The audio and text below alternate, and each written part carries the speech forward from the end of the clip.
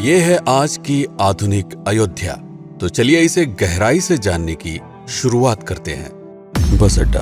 राम मंदिर से 7 किलोमीटर की दूरी पर 14 बीघा जमीन पर 219 करोड़ की लागत से लखनऊ हाईवे पर नया बस अड्डा बनकर तैयार है। Railway station. मंदिर से 1 किलोमीटर की दूरी पर 240 करोड़ रुपए में नया रेलवे स्टेशन डिजाइन किया गया है। भविष्य में अयोध्या से दिल्ली, मुंबई, चेन्नई, बेंगलोर, पुणे, कोलकाता, नागपुर, लखनऊ और जम्मू जैसे शहरों के लिए विशेष रेलगाड़ियां चलाई जाएंगी।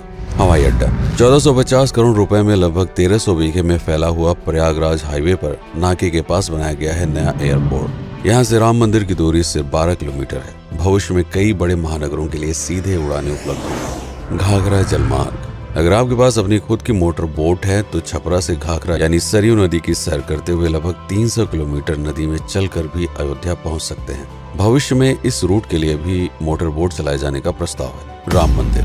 अयोध्या के राम मंदिर की कुल कीमत है 1800 करोड़। पूरी तरह बन जाने के बाद अयोध्या का मुख्य आकर्षण होगा। राजस्थान के मशहूर मकराना के पत्थरों से आकार लेते इस मंदिर की अनुमानित उम्र होगी लगभग 1000 साल। 22 जनवरी को पहली मंजिल का उद्घाटन होगा, जिसमें राम की बाल्यावस्था की मूर्ति रखी जाएगी। बाकी की 2 मंजिलों का कार्य चलता रहेगा। खजुराहो के मंदिरों की नागर शैली के आधार पर इसे तराशा जा रहा है। मंदिर का कुल क्षेत्रफल 156 एकड़ या 251 बीघा है। हनुमानगढ़ी। राम मंदिर से लगभग 800 मीटर की दूरी पर स्थित है हनुमानगढ़ी। मंदिर के आवासीय परिसर को मिलाकर यह लगभग 52 बीघे में फैला हुआ है। मंदिर की 76 सीढ़ियां चढ़कर हनुमान जी के दर्शन के बाद ही राम मंदिर में जाने का विधान है। यह मंदिर अयोध्या शहर के ठीक बीच में एक ऊंचे टीले पर बना है। शहर की तरफ आने वाले आक्रमणकारियों के आने की सूचना यहीं से प्राप्त करके अयोध्या के राजा तक भेजी जाती थी। इतिहासकारों के अनुसार जितनी बार भी अयोध्या पर आक्रमण हुआ उतनी बार इस मंदिर को भी विध्वंस झेलना पड़ा। हालांकि सन्यासियों ने हर बार इस मंदिर को फिर से खड़ा किया। आज यह मंदिर रामानंद संप्रदाय और निर्वाणी अखाड़े के अधीन है। राम की पेड़ी। अयोध्या को सरयू नदी की भयंकर बाढ़ से बचाने के लिए इस बांध का निर्माण किया गया था, जिस पर श्रद्धालुओं के स्नान के लिए कई घाट बना दिए गए थे। इतिहासकारों के अनुसार जितनी बार भी बांध टूटता था, सरयू का पानी अयोध्या की गलियों में घुस आया करता था। इसी बाढ़ से बचने के लिए पूरे अयोध्या में जगह जगह पर ऊंचे टीले बनाए गए थे, जैसे राम टीला, हनुमान टीला, लक्ष्मण टीला। आज ये बांध अयोध्या का मुख्य पर्यटन स्थल बन चुका है। हर दीपावली पर यहाँ लाखों दिए जलाकर रामायण की उस घटना को उत्सव के रूप में मनाया जाता है जब श्री राम अयोध्या वापस लौटे थे। अयोध्या के कई बार उजड़ने के पीछे एक कारण इस नदी को भी माना जाता है। हालांकि इसी नदी की वजह से यहाँ पर गन्ने की खेती बड़े स्तर पर की जाती है। लता मंगेशकर चौराहा। नया घाट और बस स्टैंड के पास ही अयोध्या का मुख्य चौराहा 6.7 करोड़ रुपए में बनकर तैयार हुआ है। पद्मश्री से सम्मानित राम सुथार जी ने 2 माह के कठिन परिश्रम के बाद इस 40 फीट लंबी वीणा को आकार दिया। 14 टन की इस वीणा को लता जी के स्मृति चिन्ह के रूप में यहाँ पर लगाया गया है। इसीलिए इसका नाम नया घाट चौराहे से बदलकर लता मंगेशकर चौराहा कर दिया गया है। धर्मपथ। नया घाट से कुछ पहले सड़क के दोनों तरफ 30 फीट ऊंचे 40 सूर्य स्तंभ लगाए गए हैं, जिसे धर्मपथ का नाम दिया गया है, जो श्री राम के राजकुल सूर्यवंश का प्रतीक है।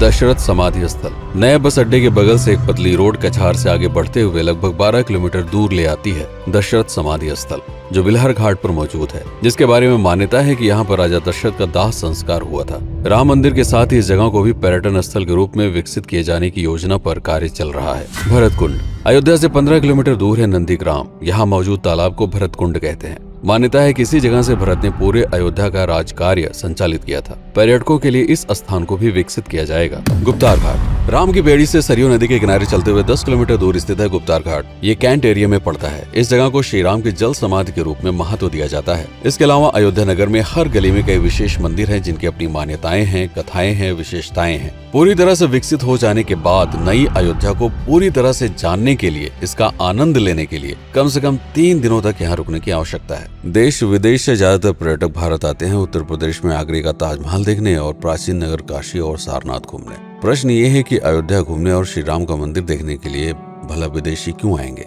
और इसका कारण है भारत में लिखी गई राम कथा की सबसे पहली और प्राचीन पुस्तक रामायण। भारत में रामायण के अलावा कंबोडिया में रीमकेर, थाईलैंड में रामकियन जो कि वहाँ की राष्ट्रीय पुस्तक है, इंडोनेशिया में ककनिक, नेपाल में भानुभक्त रामायण जैसी पुस्तकों में वाल्मीकि की रामकथा से प्रेरणा लेकर इसे अपने अपने देश की संस्कृत के हिसाब से फिर से लिखा गया है। पात्रों के नाम कुछ नई घटनाओं के अलावा मूल राम कथा सभी में एक जैसी है। इसके अलावा भारत में ही राम कथा को लेकर संस्कृत में 7 संस्करण, हिंदी में 3 संस्करण, गुजराती में 47, उड़िया में 14, तेलुगु में 5, कन्नड़ में 4 और अन्य भाषाओं में लगभग 17 संस्करण मौजूद है। इसके अलावा लिखे गए नाटक, कविताएं आदि को भी अगर मिला दिया जाए तो इस दुनिया में 300 से अधिक तरह से राम कथाएं बार बार लिखी गई हैं। इन सभी राम कथाओं पर कई विशेषज्ञों ने समय समय पर अध्ययन किया और अपने विचार दिए। Father Camille Bulcke, Hermann Jacobi, Wendy Doniger, Edward अल खरर, Alf Hiltebeitel, Paula Richman, Aubrey Menen, Ramesh Menon, Radha Vishwanath, Shantanu Gupta, Meenakshi Jain, Lala Sitaram, Swami Gyanananda Saraswati जैसे कई लोगों ने समय समय पर राम कथा को लेकर गहन शोध किया और इसमें छिपे हुए मूल कथा के साथ ही इसके इतिहास को समझने का प्रयास भी किया। राम कथा थी कौशल प्रदेश के द्वारा किष्किंधा और लंका पर विजय प्राप्त करने की पहली बार एक अखंड भारत के निर्माण की। रामायण महत्वपूर्ण इसलिए हो जाता है क्योंकि ये अखंड भारत युद्ध से अधिक व्यक्ति के आदर्शों, सूझबूझ, मित्रता जैसे गुणों से स्थापित हुआ। रामायण एक ऐसा डॉक्यूमेंट है जो ये समझाता है कि भारत पहली बार एक कैसे हुआ। इसलिए ये गाथा न तो कभी भुलाई जा सकती है और न ही कभी मिटाई जा सकती है। और आज की अयोध्या उसे अखंड भारत का एक प्रतीक है, अपनी संपन्नता के कारण जिसने समय समय पर बाहरी आक्रमणकारियों का भी सामना किया। अयोध्या की इसी संपन्नता ने यहाँ पर मुगलों को भी आकर्षित किया। महात्मा बुद्ध भी यहाँ पर रुके, सिखों के गुरु साहब भी आए और जैन धर्म के तीर्थंकर भी।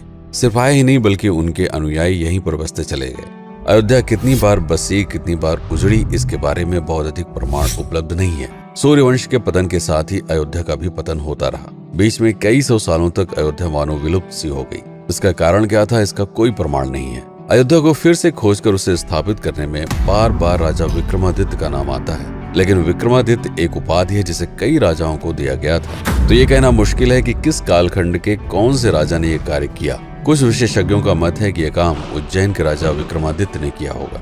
नंदवंश, मौर्य वंश, शुंग वंश, गुप्त वंश आदि के साम्राज्य में भी अयोध्या का वर्णन प्राप्त होता है। सबसे बड़ा विध्वंस हुआ 1527 के आसपास बाबर के कार्यकाल में, जब राम मंदिर को ध्वस्त कर बाबरी मस्जिद स्थापित की गई। सन 1722 में बंगाल के नवाब अलीवर्दी खान ने व्यापार के नजरिए से राम मंदिर से कुछ किलोमीटर की दूरी पर एक नया शहर बसाने की शुरुआत की।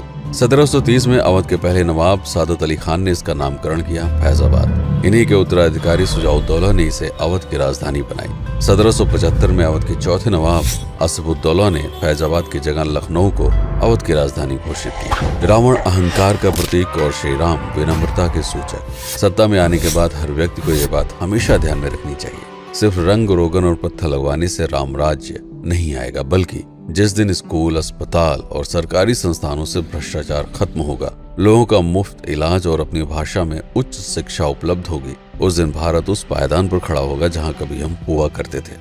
रामायण अहंकार पर विनम्रता की विजय है।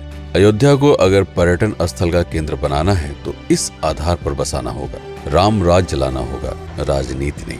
यदि इस वीडियो में कोई त्रुटि हुई हो तो उसके लिए क्षमा करें। वीडियो पर समय बिताने के लिए आपका बहुत बहुत धन्यवाद। मैं हूं पीके सिंह और आप देख रहे हैं प्रतापगढ़ हब।